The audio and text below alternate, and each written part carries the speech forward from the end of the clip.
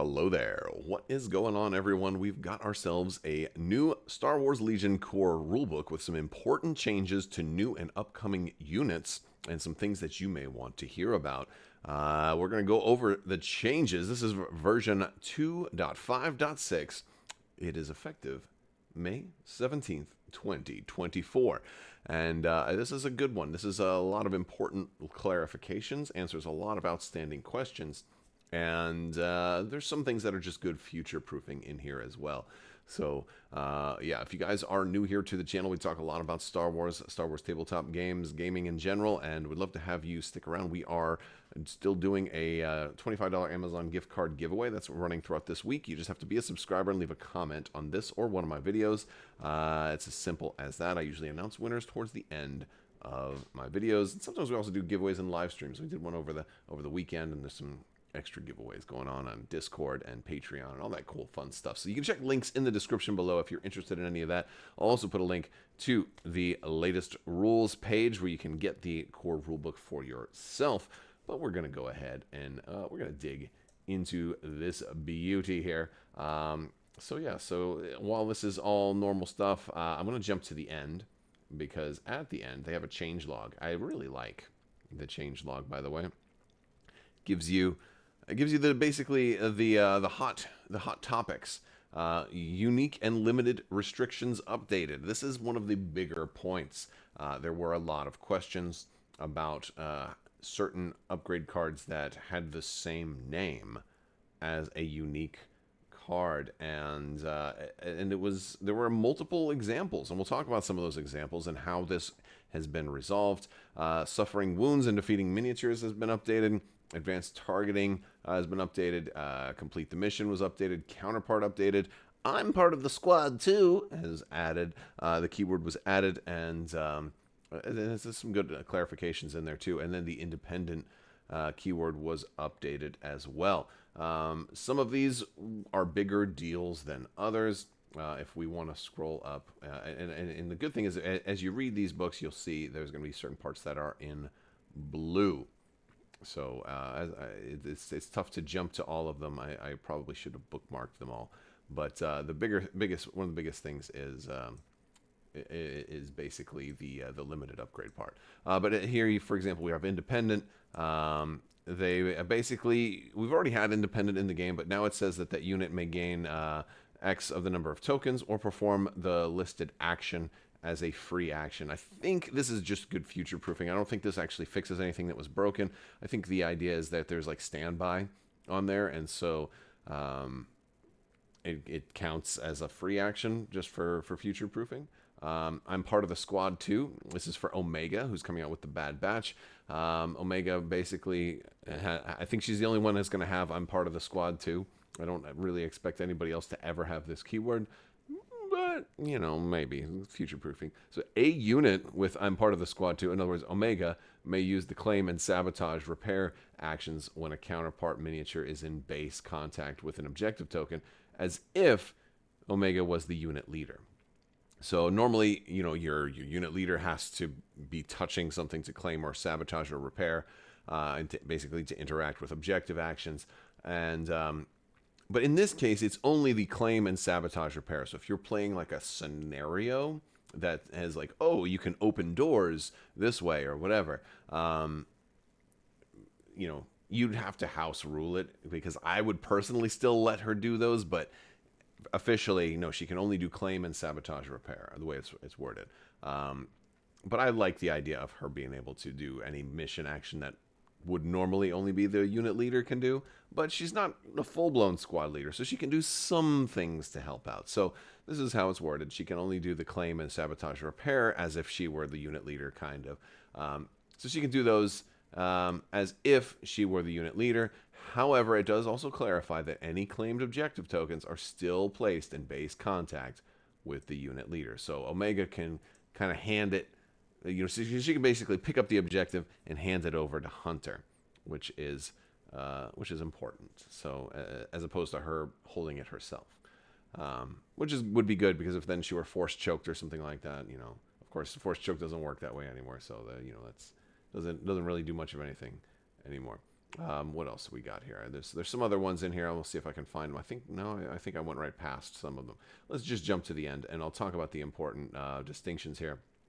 Um, Basically, unique and limited restrictions are updated, and this is an important one because this talks about the dot that's on a unit card. For example, with the Bad Batch has Hunter as the unit leader. There's a character named Hunter, but there's also a training upgrade that's called Hunter. That is not a unique and restricted upgrade. You also the more recent example is Delta Squad, which is it's a clone commandos unit. They are clone commandos. They have the unique identifier, and they say Delta Squad. And there was the question: since clone commandos seem by most accounts to work better in multiples, most people are going to want to run 3 clone commandos. If you're running Delta Squad, since it's the unit is still called clone commandos, and Delta Squad is just the subtext. It has a unique and it says clone commandos. So nor under the old way that was worded, you wouldn't be able to run a second clone commandos unit because the Delta Squad would say, hey, this is clone commandos and it's unique, so you can't run any more clone commandos. So the restriction is that now the unique and limited only apply to other unique and limited. So you can run Delta Squad, that's basically a clone commandos unique. It means you couldn't run another unique clone commandos. If there were 2 pips, you could run 2 clone commandos. If they had 2 pips. It's not. I don't even know if there's anything in the game right now that has two pips. But other games have done that, and it's good future proofing to add that. And this also, so basically the only 2 examples that this currently fixes are the ability to run Hunter and the Bad Batch, and also be able to equip the training upgrade of Hunter elsewhere in your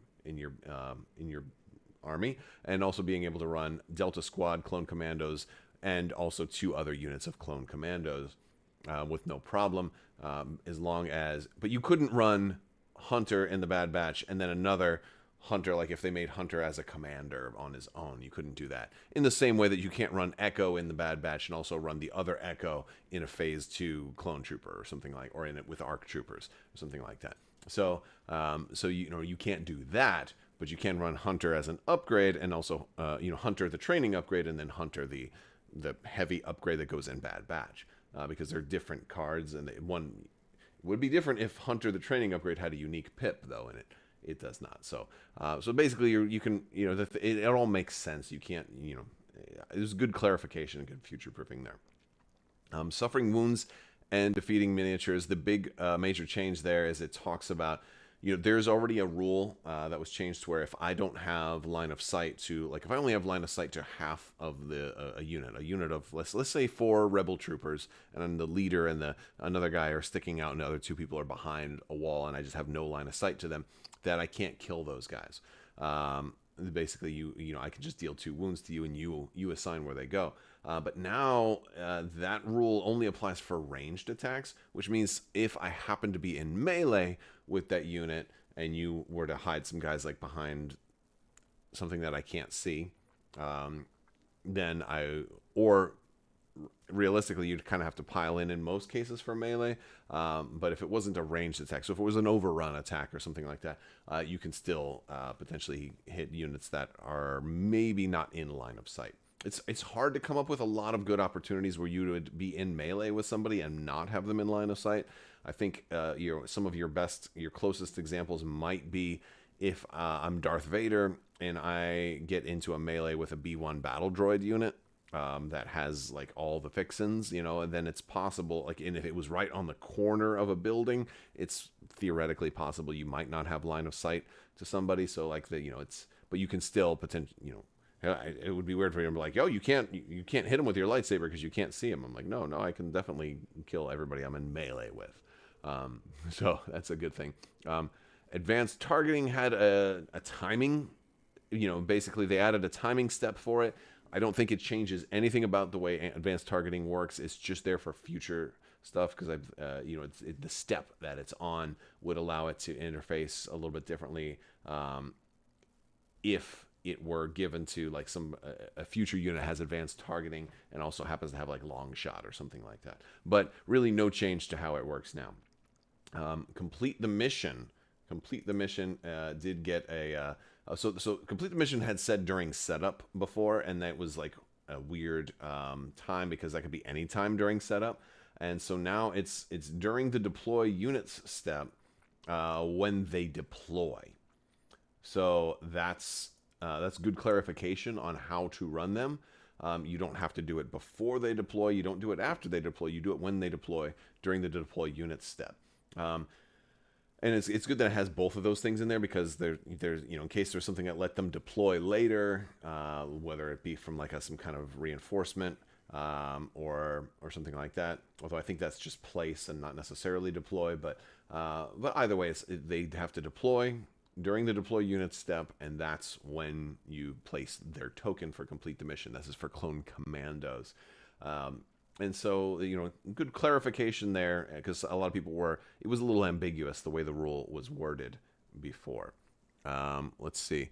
Let's complete the mission. Counterpart. Counterpart had its wound clarified because Omega has a special thing on when she can take wounds and when she can't, and used to have to give all the wounds to the counterpart. They basically clarified how counterpart wounds happen. I'm part of the squad too. We talked about that one already, so Omega can go ahead and take that stuff, and then Independent can take the action as well. That's basically the rules. Let me scroll up and see if I can find Counterpart as for wounds. I wonder, will that be under C? Because everything is going to be highlighted in blue, but sometimes when I'm going past it, every once in a while. Speeder. I'm on S's. I need to go up to C. So there used to be a real nice index when Fantasy Flight had done this. There was an index at the end, and you could just click on a keyword, and it would jump you right to the page. So here's the counterpart stuff, and then to complete the mission. So this is all under the keywords where you can find all this stuff. When a wound token would be assigned to a non-counterpart miniature in a combined unit, that unit's controlling player may assign that wound token to an undefeated counterpart mission in that unit instead. That wound token must be assigned to a counterpart miniature if it would cause the last non-counterpart miniature in the unit to be defeated. I think the big change here is that in the past we had R2-D2. We only had like one-off units with counterpart, R2-D2 and C-3PO. Iden Versio and her droid. But now you've got a whole bunch of dudes for the Bad Batch and Omega if you're running them in their Rebel as their Rebel versions. And I'm curious. I don't think we've seen that card yet. It's probably going to come out real soon. But I don't think we've seen that actual card yet. So I'm really looking forward to checking that out. But yeah. So this is pretty cool. But yeah. So basically, you have to do it before Hunter would die, but not necessarily before anybody else would die. So you have a little more future proofing there, and I think that's good because I'm hoping they do more stuff like this in the future. That's definitely a good thing. So that's I think that's about it for all of the keyword updates. And I'll put a link to this in the video description below so you guys can check it out. But yes, once again, this is version, as we scroll all the way up, I'm scrolling crazy fast. Look at all of this goofy stuff. All right, there we go. This is version 2.5.6, goes into effect May 17th. And there you go. So yeah, I mean, honestly, a lot of people usually will probably start using these rules right away, unless you had some kind of major tournament that you were planning using the old rules. But these rules, for the most part, really only affect stuff that's that's new and upcoming. So I don't think anybody would have had months of practice on a broken system unless they're printing their own. I mean, a lot of people will play test, some of their own stuff, some of their own hey, here's a new thing. Oh, okay, cool. I'm going to proxy some other miniatures and try a game out. Let me know if you've ever done that. I've certainly done that before. And so, might as well start using the new rules right away. I wouldn't wait until the 17th, but that's just me. You can do you. And yeah.